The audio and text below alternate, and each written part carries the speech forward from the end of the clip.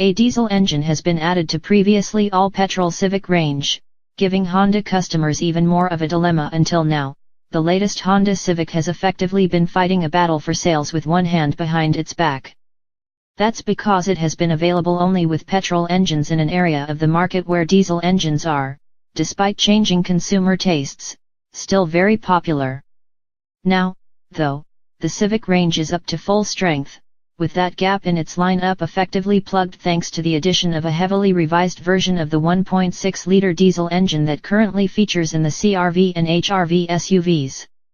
Those revisions include reducing internal friction and producing the pistons from forged steel, as well as reworking the exhaust system. And, on paper at least, the changes look very effective. According to the provisional figures, the end result is 80.7 mpg combined and CO2 emissions of 93 g/km. Those figures are up with the very best in the class, and better than the equivalent engines in the Volkswagen Golf, Seat Leon, and Renault Megane. What's more, the engine achieves all this without any external help. There's no need to use an AdBlue urea additive, so owners won't have the added inconvenience of topping their car up with that very few thousand miles. With 118 bhp, the engine puts this version of the Civic very much on a par with the class average.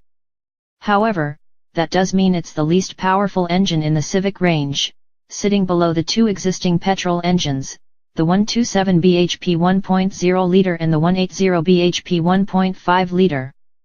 That doesn't translate into being the cheapest engine, though, in fact, it costs about £1,300 more spec for spec than the 1.0-liter. However, if you're buying through Honda's finance, prices start at £249 per month on a 3-year deal with 5.9% APR representative.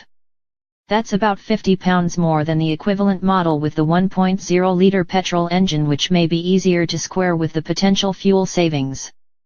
Furthermore, the lower CO2 emissions will mean that it won't cost company car users much more in benefit in kind, BIC, tax.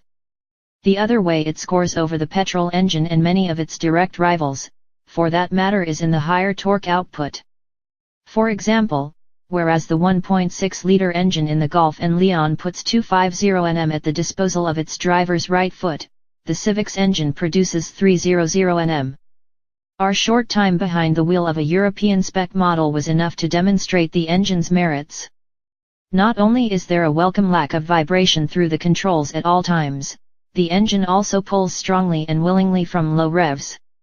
In fact, it makes it a tremendously easy car to drive.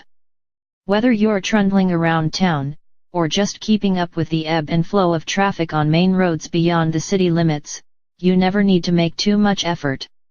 Rather than having to work your way up and down the 6 speeds in the gearbox, you can rely on nothing more than a gentle flex of the right ankle on the accelerator to keep you up to speed.